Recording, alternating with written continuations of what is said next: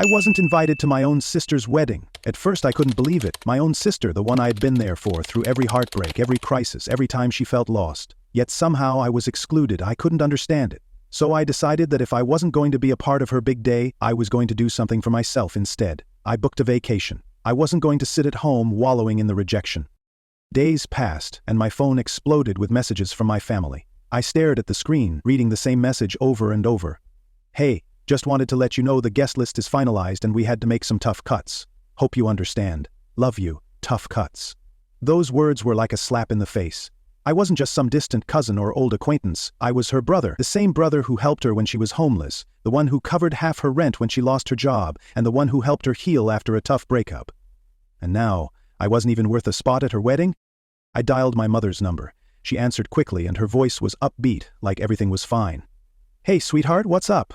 I didn't bother with small talk. I cut straight to the point. "I just got a message from Emily. She says the guest list is finalized and I'm not on it."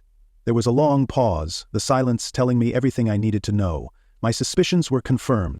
"Oh honey," my mother sighed, her voice full of that tone she always used when she wanted to make me feel unreasonable. "It's just a wedding. Don't make a big deal out of it." I felt a heat rise in my chest. "Are you serious?" I asked, my voice unusually calm, though inside I was boiling. "Mom, I'm her brother. How am I not invited to my own sister's wedding?"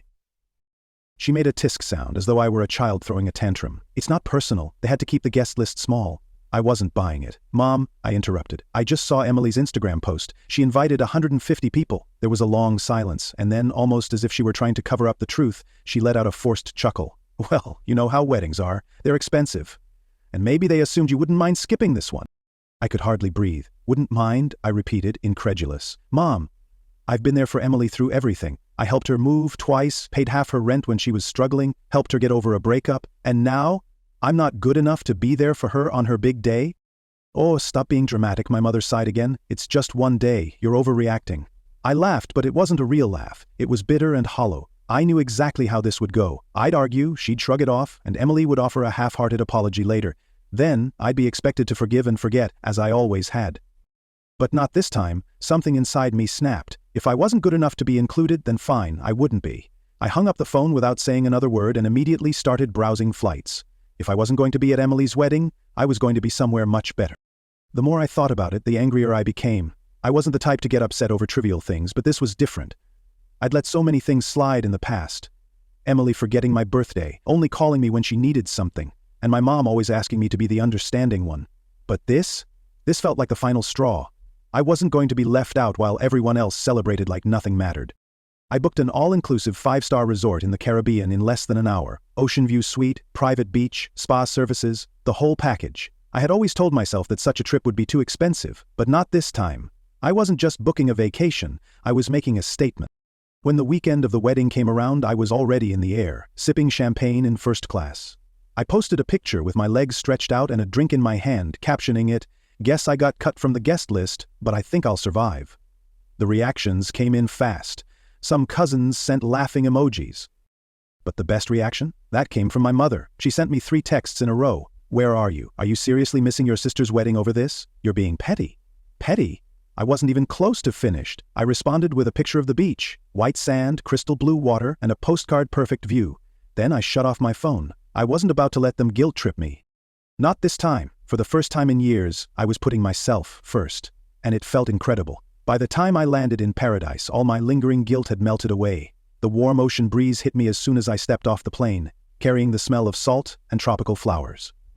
A private car was waiting to take me to the resort. The car was a sleek black SUV with chilled towels and bottled water in the back seat. This was way better than any wedding.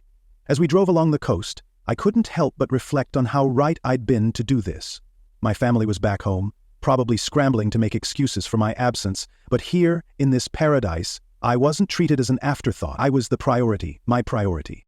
The resort was like something out of a dream. The lobby was filled with towering palm trees, the architecture open and airy, letting the ocean breeze flow through. When I checked in, I was handed a cocktail before I even signed the papers. My room? It was beyond words. Floor-to-ceiling windows, a private balcony, and the most luxurious king-size bed I'd ever seen.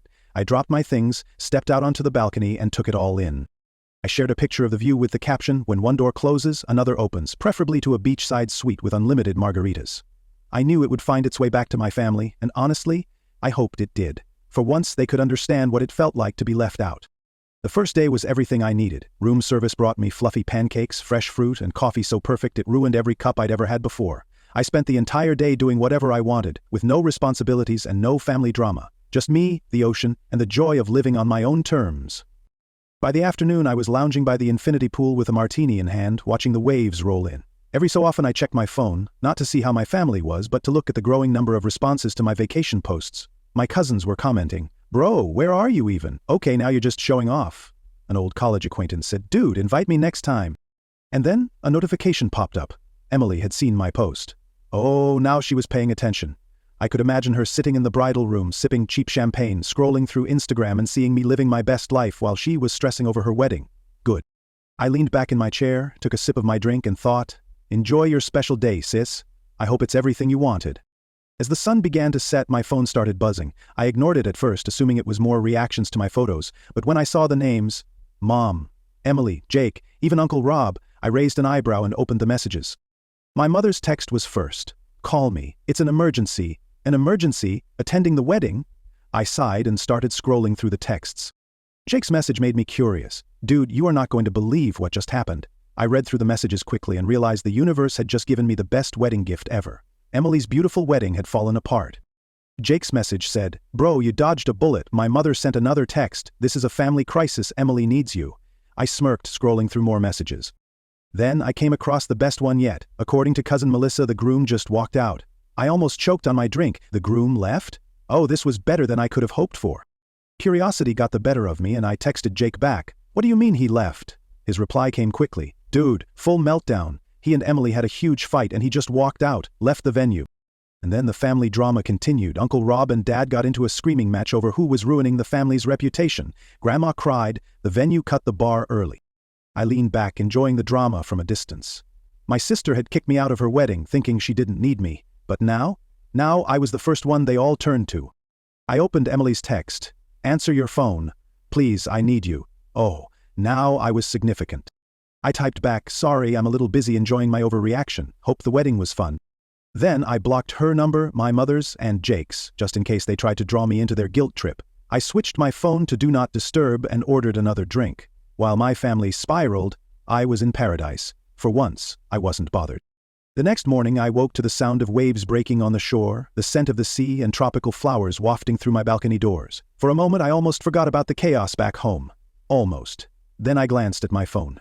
Despite blocking most of my family, I had more than 20 missed calls. The voicemails slipped through, and against my better judgment I played them.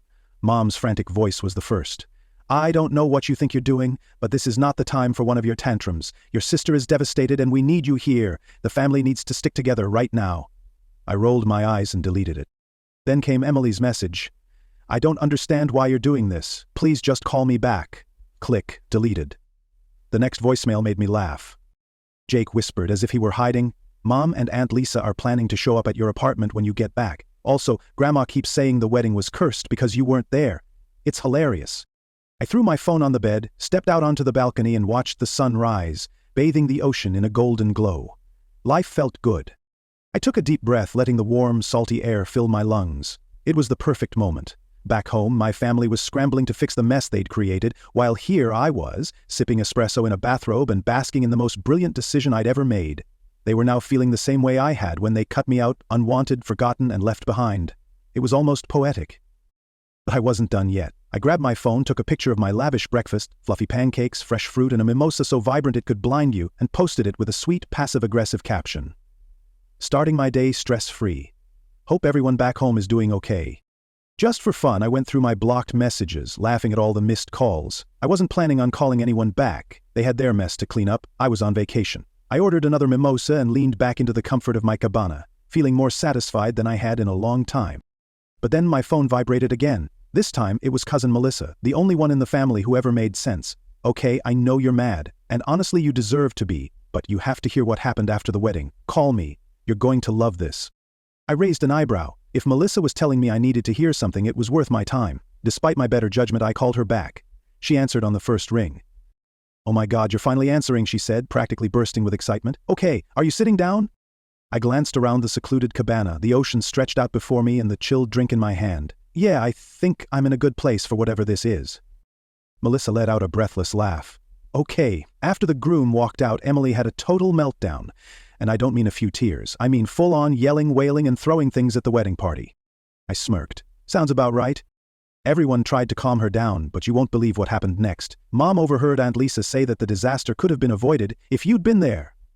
I blinked, feeling my stomach tighten. Wait, what?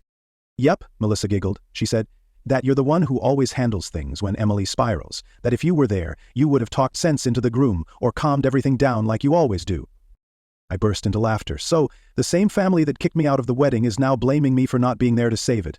Oh, it gets better, Melissa continued, her voice full of glee. Mom told Lisa she was being ridiculous and then they started fighting, loudly. Then Grandma joined in. She said Emily brought this on herself because she offended the universe by not inviting her brother.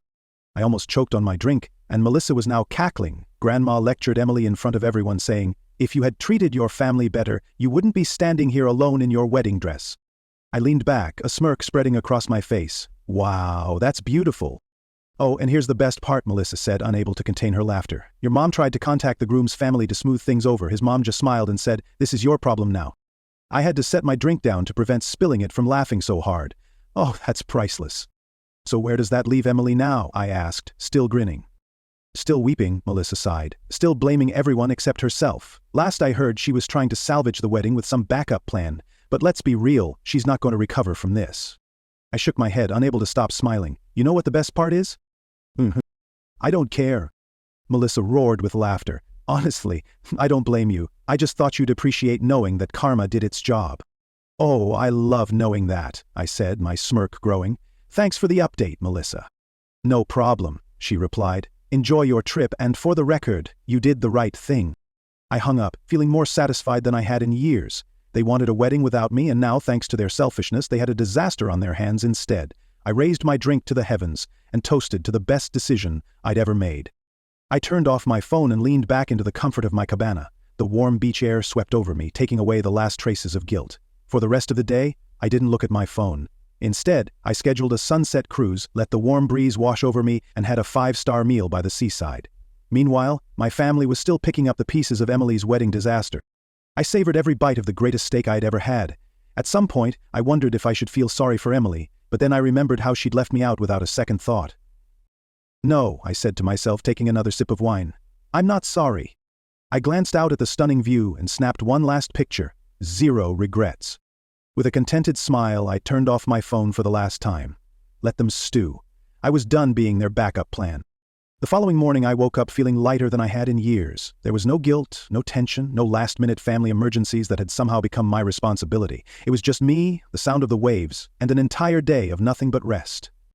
I stretched, ordered room service, and out of curiosity, turned my phone back on. Big mistake. Within seconds, my phone blew up with notifications. Mom, you need to stop acting like a child and call me. Emily, I can't believe you're doing this to me. You're so selfish. Mom, this isn't funny. Emily's heartbroken. Do you even care? Unknown number, probably Aunt. We need to fix this family before it's too late. I groaned, shaking my head. It was almost comical how quickly they had gone from ignoring me to expecting me to fix everything. Then, one message stood out. Melissa, okay, I understand you're ignoring everyone, but please read this. Your mom is trying to gather the family for a meeting when you get back, just a heads up. I almost laughed aloud. They honestly thought I was going to return and pretend nothing had happened, that I'd just fall back into the same old routine, letting them guilt-trip me and act like everything was fine. Not happening. I quickly replied to Melissa, thanks for the warning, but I won't be there. Melissa, wait, what do you mean? Me, I'm extending my trip. Melissa, wait, what? Me, they wanted to cut me out? Fine, I'm cutting myself off completely. I could practically hear her stunned reaction. After a moment, she replied, Melissa, okay, that's iconic. Tell me everything when you get back, whenever that is, lol. I grinned and set my phone down, grabbing my laptop. A few clicks later, my trip was officially extended. Another entire week. No family, no drama, just me and the water. They never allowed me peace, and now, they couldn't do a thing about it. Before heading to the beach, I sent one last text. Meet a Mom and Emily. Oh, so you want me around? Sorry, I'm too busy enjoying my reactions. Have fun cleaning up your own messes. And with that, I blocked their numbers. I put my phone down, ordered another drink, and let the sun warm my skin. No guilt, no tension. No regrets, just peace. And it was the best decision I'd ever made. The story highlights the importance of self-worth and setting boundaries, especially when others fail to appreciate you. Life often demands that we put others first, but there comes a time when we must choose to prioritize our own well-being. This lesson is particularly relevant for those in later stages of life, as it reminds us that we are not obligated to tolerate mistreatment or neglect. Instead, we can take control of our lives by making choices that serve our happiness and peace of mind. Just as the protagonist took the bold step of stepping away from a family situation that undervalued him, we too should not hesitate to distance ourselves from situations or relationships that drain us emotionally. It's never too late to set healthy boundaries, to take time for personal growth, and to surround ourselves with people who uplift us. This story also underscores the idea that when we stop allowing others to dictate our worth, we often find that the universe has a way of balancing things out. Whether it's through small victories like the protagonist's vacation, or through deeper realizations, it's a reminder that our happiness is in our hands, and we have the power to choose peace, joy, and fulfillment at any age.